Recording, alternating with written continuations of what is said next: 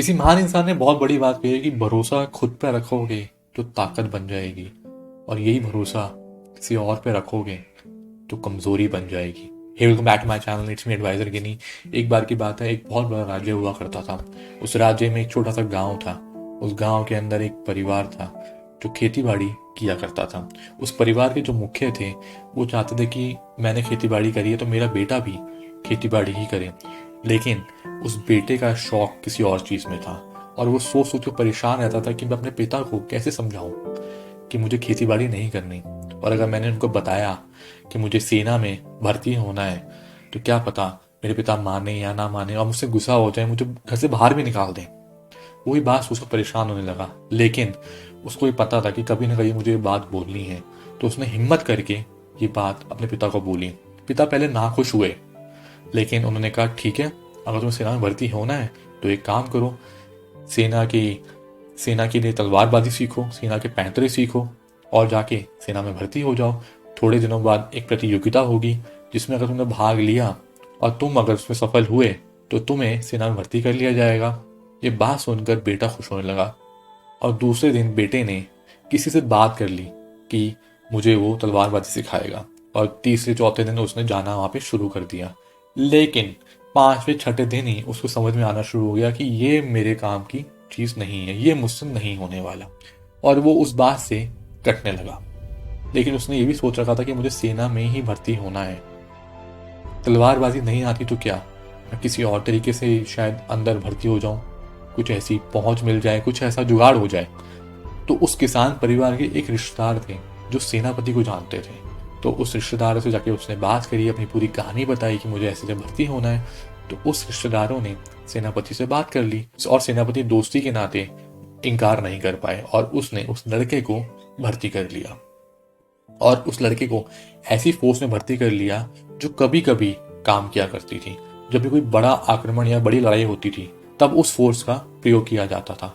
ऐसे देखते देखते काफी साल बीतने लगे। लेकिन एक दिन वो भी आ गया जिस दिन बहुत बड़ा आक्रमण हुआ, और उस फोर्स को बुलाया गया, और उस फोर्स में वो लड़का भी था।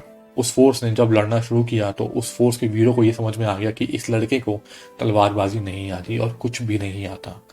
किसी तरह लड़ाई खत्म हुई, और लड़ाई के बाद सारे वीरों ने सेनापति को बुलाया और बोला कि आपने कैसे लड़के को यहाँ पे रख लिया है, इसको तलवारबाजी भी नहीं आती, और अगर आज हम नहीं होते तो इसकी जान नहीं बचती। सेनापति को ये बात सुनकर गुस्सा आने लगा, लेकिन वो करता भी क्या, क्योंकि उसी ने उसको रखा था। तो उस सेना को दिखाने के लिए उस सेनापति ने लड़के को चिल्लाया, कहते तुम किसी काम के नहीं हो, जाके दरबान बन जाओ और सिर्फ वहां पे खड़े रहना। ये बात सुनकर लड़का थोड़ा घबरा सा गया, और लड़का चुपचाप वहां से चला गया और जाकर दरबान बन गया। और दरबान की जब नौकरी करने लगा तो वो सोचने लगा कि शायद अगर मेरी पहचान राजा साहब से होती तो शायद मैं आज कहीं और होता। और उसने सोचा कि एक बार राजा साहब से मुलाकात हो जाए तो मैं उनसे बात कर लूं, क्या पता मुझे अच्छी जगह नौकरी मिल जाए। काफी दिनों तक ऐसे ही इंतजार करता था, और ठंड का मौसम आ गया, और एक पुरानी सी पतली सी वर्दी वो पहनकर दरबान की नौकरी करता था। सुबह शुरू करता था और रात तक वहीं खड़ा रहता था, और ठंड में ठिठुरता रहता था। ऐसे काफी दिन बीतने लग गए।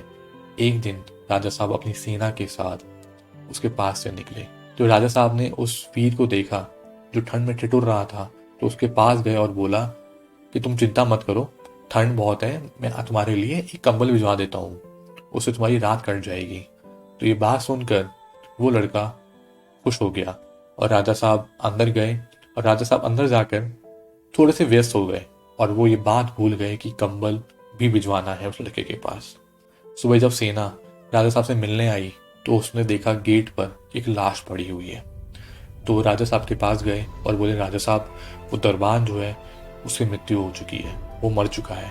राजा साहब ये सुनकर थोड़े परेशान होने लगे और उसके पास गए, और उसके पास जाके देखा तो वहां पे एक चिट्ठी पड़ी हुई थी।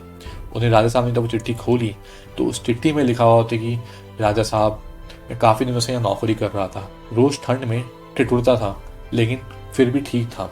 लेकिन कल रात को मेरे अंदर एक उम्मीद जगा दी कि मैं तुम्हारे लिए कंबल भिजवाऊंगा, और उसके बाद मेरे को इतनी ठंड लगनी शुरू हो गई कि धीरे धीरे मेरी जान निकल रही थी, और शायद आज की रात मेरे लिए आखिरी रात थी। ये बात सुनकर राजा साहब को अफसोस हुआ कि वो ये बात कैसे भूल गए और उनकी वजह से ये जान चली गई। एक छोटी सी कहानी बहुत बड़ी बात सिखाती है कि जिंदगी में अगर भरोसा रखना है तो खुद पे रखो। अगर दूसरों के भरोसे रहोगे तो हमेशा तकलीफ में रहोगे और तुम्हारे जितने भी काम हैं वो कभी पूरे नहीं होंगे। बने रहिए मेरे साथ, मैं फिर हाजिर होऊंगा एक नई कहानी के साथ। हर हफ्ते देखिए एक नई कहानी मेरे यूट्यूब चैनल पे, मेरे फेसबुक पेज पे और मेरे इंस्टा हैंडल पे। ध्यान रखिए अपना। Bye bye.